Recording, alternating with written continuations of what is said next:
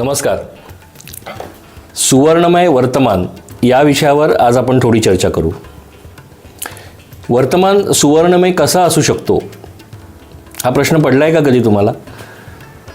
नसेल पडला कदाचित, कारण आपण जे जगतो ना ते बऱ्याचदा भूतकाळात घडलेल्या ज्या घटना आहेत आणि ज्या वेदनादायी घटना आहेत त्यांचं स्मरण कायम आपल्याला होत असतं.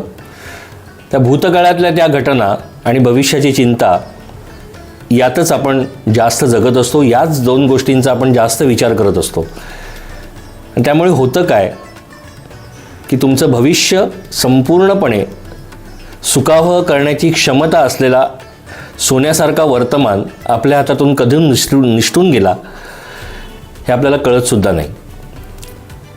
वर्तमानात आनंदाने जगणं हे आयुष्याच्या अनेक दुर्लक्षित तत्वांपैकी एक तत्व आहे.